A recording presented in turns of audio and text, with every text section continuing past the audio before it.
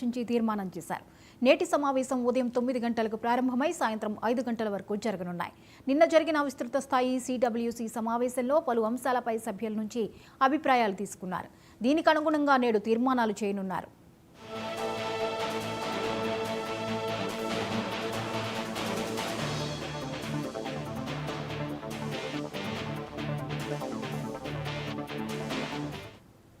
ఈ ఏడాది చివరి నుంచి వరుసగా ఆయా రాష్ట్రాల్లో అసెంబ్లీ ఎన్నికలు జరగనున్నాయి. ఈ నేపథ్యంలో ప్రజల్లోకి ఎలా చొచ్చుకు వెళ్లాలన్న అంశంపై చర్చించనున్నారు. ఈ ఏడాది చివరిలో బీహార్ అసెంబ్లీ ఎన్నికలు జరగనున్నాయి. 2026లో అస్సాం, కేరళ, తమిళనాడు, పశ్చిమ బెంగాల్ అసెంబ్లీ ఎన్నికలు జరగనున్నాయి. 2027లో పంజాబ్, గుజరాత్, ఉత్తరప్రదేశ్ అసెంబ్లీ ఎన్నికలు ఉన్నాయి. 2028లో మధ్యప్రదేశ్, ఛత్తీస్గఢ్, రాజస్థాన్ అసెంబ్లీ ఎన్నికలు జరగనున్నాయి. ఇక 2029లో లోక్సభ ఎన్నికలతో పాటు అసెంబ్లీ ఎన్నికలు జరగనున్నాయి.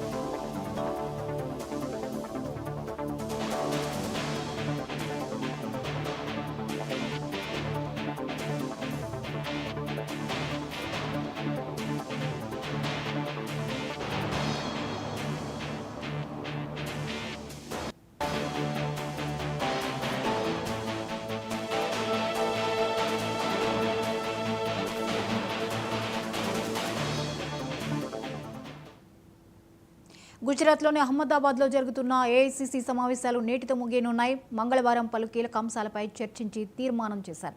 నేటి సమావేశం ఉదయం 9 గంటలకు ప్రారంభమై సాయంత్రం 5 గంటల వరకు జరగనున్నాయి.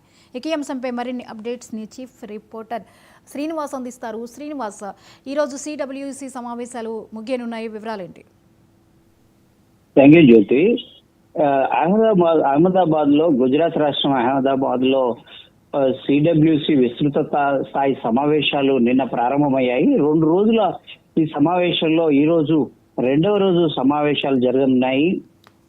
గుజరాత్ లో ఇలాంటి అత్యున్నతమైన ఏఐసిసి సమావేశాలు జరగడం ఇది 6వసారి. నిన్న ఈ 6వసారి రాష్ట్రంలో ఈ ఏఐసిసి అత్యున్నత స్థాయి సమావేశాలు, కీలక సమావేశాలు జరుగుతున్నాయి.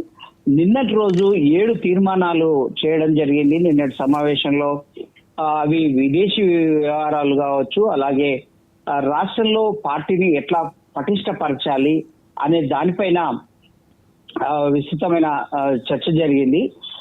ఈ రోజు 2వ రోజు సమావేశం. ఈ సమావేశంలో కూడా సభ్యులు దాదాపు ఏఐసిసి సభ్యులు, అలాగే సిడబ్ల్యూసి సభ్యులు, అలాగే సిడబ్ల్యూసి ఆహ్వానితులు, వివిధ రాష్ట్రాల సీనియర్ నేతలు, అలాగే ముఖ్యమంత్రులు, మంత్రులు కొందరికి ఇక్కడ ఆహ్వానితులుగా అవకాశం ఉంది.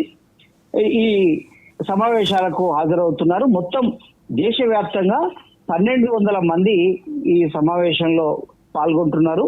దీనికి ఏఐసిసి జాతీయ అధ్యక్షుడు మల్లికార్జున్ ఖర్గే అధ్యక్షత వహిస్తుండగా అగ్రనేతలు సోనియా గాంధీ, రాహుల్ గాంధీ పాల్గొనడం జరుగుతుంది.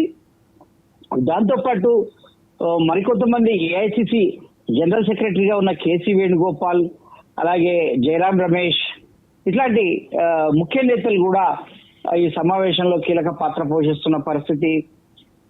రానున్న సంవత్సరం నుంచి, వచ్చే ఏడాది నుంచి వరుసగా వివిధ రాష్ట్రాల్లో ఎన్నికలున్నాయి. ఆ ఎన్నికలకు పార్టీని ఎలా సమాయత్తం చేయాలి, అలాగే 2029లో సార్వత్రిక ఎన్నికలు లోక్సభకు, అలాగే పలు అసెంబ్లీ ఎన్నికలు కూడా, లోక్సభకు అటు అసెంబ్లీలకు ఎన్నికలు జరగనున్నాయి. కాబట్టి ఇప్పటి వరకు వరుసగా జరిగిన ఎన్నికల్లో ఎలా విఫలమయ్యాము, ఎందుకు కారణాలు అనే వ్యవహారాలు పైన దృష్టి పెట్టడమే కాకుండా ఇక ముందు ఎలాంటి వ్యూహంతో ముందుకెళ్ళాలి అనే దాన్ని చర్చించి ఒక వ్యూహ రచనకు సిద్ధం చేసే అవకాశం ఉంది.